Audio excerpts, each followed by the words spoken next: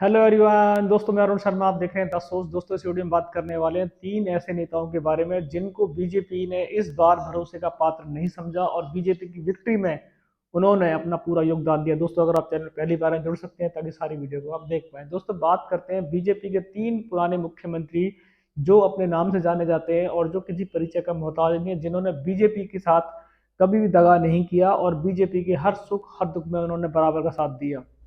पर बीजेपी इस बार उन तीनों नेताओं के साथ देखा जाए तो विश्वासघात करने की तैयारी में है। पहले बात कर लेते हैं शिवराज सिंह चौहान मध्य प्रदेश के बारे में कि मध्य प्रदेश के सबसे लोकप्रिय चेहरा शिवराज सिंह चौहान, जिनको जनता बहुत पसंद करती है और जो मामा के नाम से बहुत लोकप्रिय नेता है, जिनकी लाडली स्कीम देखा जाए तो बीजेपी की नैया को पार कराने में सबसे आगे रही। उसके बावजूद भी 48 घंटे से ज्यादा हो चुके हैं और बीजेपी जीत के बावजूद भी वसुंधरा देखा जाए तो शिवराज सिंह चौहान को विश्वास हासिल करने में नाकामयाब रही है और उनको बनाने के लिए वो हजारों बार सोच रही है। इससे पहले शिवराज सिंह चौहान मंदिरों का दर्शन करते नजर आ रहे हैं, पर बीजेपी दूर दूर तक उनको मुख्यमंत्री का चेहरा नहीं मान रही। बीजेपी का वो इतना लोकप्रिय चेहरा, हर बार चुनाव बीजेपी उनके चेहरे पे ही लड़ती थी और इस बार उनके चेहरे पे चुनाव नहीं लड़ा, फिर भी वो बीजेपी विक्ट्री साइन कर गई। पर बीजेपी का इतना लोकप्रिय चेहरा, इतना विश्वास वाला चेहरा जो जनता में अपने नाम से जाना जाता है, पर बीजेपी उनके साथ इस बार गेम खेलने का मूड बना चुकी है और इस बार शिवराज सिंह चौहान को शायद बीजेपी मुख्यमंत्री रिपीट नहीं करेगी।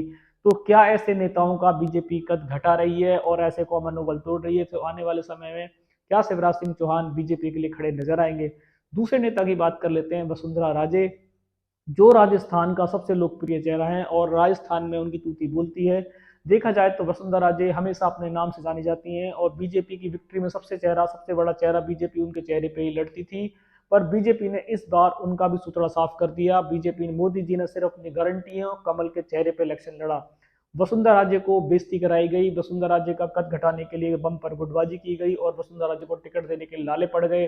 पर वसुंधरा राजे ने फिर भी बीजेपी का साथ नहीं छोड़ा और लास्ट समय तक बीजेपी के साथ विक्ट्री साइन करने में साथ दिया। पर बीजेपी इतने बड़े नेता के साथ अब भी विश्वासघात करने का प्लान कर रही है और इतनी बड़ी जीत के बावजूद भी, इतने दिन होने के बावजूद भी डायरेक्टली उसको सीएम पद का घोषित नहीं कर रही है। वसुंधरा राजे को भी शायद सीएम पद से इस बार नवाजा नहीं जाएगा। तीसरे नेता की बात कर लेते हैं छत्तीसगढ़ के बारे में कि वहां पे देखा जाए तो रमन सिंह बीजेपी का सबसे लोकप्रिय चेहरा, सबसे दिग्गज चेहरा और जो बीजेपी के इतने दिनों से उनका संघर्ष में शामिल रहा। जब बीजेपी नहीं थी, जब बीजेपी थी, तब भी रमन कुमार बीजेपी के लिए हमेशा हौसले बुलंद करने वाले नेताओं में से रहे। और देखा जाए तो छत्तीसगढ़ में रमन कुमार के चलते और बीजेपी के मेहनत के चलते इस बार भूपेश की सरकार को उखाड़ फेंका। उसके बावजूद भी रमन कुमार को जीत के बावजूद भी सीएम के लिए घोषित नहीं किया गया। आज इन तीनों नेताओं को बीजेपी में दर दर भटकना पड़ रहा है। इतनी बड़ी जीत के बावजूद भी ये मुख्यमंत्री के लिए तरस रहे हैं। क्या बीजेपी इनको जीत के बावजूद अपने तेवर दिखाएगी और इनको हमेशा के लिए शायद सीएम के पद से वंचित कर देगी? तो तीनों नेताओं की इस बार कवायद दांव पे लगी है और तीनों नेताओं की प्रतिष्ठा दांव पे लगी हुई है। क्या बीजेपी इतने नेताओं को खोने के लिए एक साथ तैयार होगी? और बीजेपी का ये हमेशा सुख और दुख में बीजेपी का साथ देते रहे, पर बीजेपी ने अपने बावजूद इनके महत्व को समझे हुए इनको बाहर का रास्ता दिखाने के लिए बीजेपी तैयार है। और बीजेपी इन तीनों नेताओं को, चाहे वो शिवराज सिंह चौहान हो, वसुंधरा राजे हो या रमन सिंह हो, तीनों को सेवादार पल्लादार बनाने के मूड में है।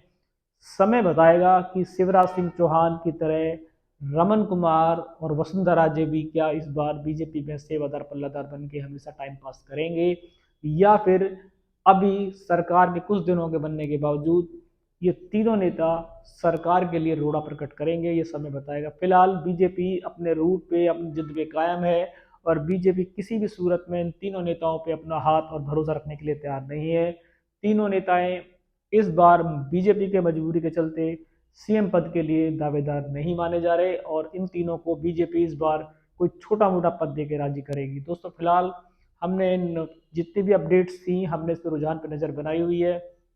क्या बीजेपी इन तीनों नेताओं के लिए दोबारा सोच विचार करेगी या इन तीनों नेताओं का भविष्य दांव पे लगाएगी? ये समय बताएगा। फिलहाल मैं और मेरी टीम इस रुझान पर नजर बनाए। हमें कोई नया अपडेट मिलेगा हम आपको समय से पहले बताएंगे। अगर आपने हमारे चैनल को अब तक सब्सक्राइब नहीं किया है और हमारी कोई डिबेट मिस की है तो आप जुड़ सकते हैं ताकि आने वाली सभी डिबेट्स आपको टाइम पे मिलेंगी। दोस्तों मैं अरुण शर्मा मिलूंगा नई सोच के साथ, तब तक अपना ध्यान रखें। नमस्कार।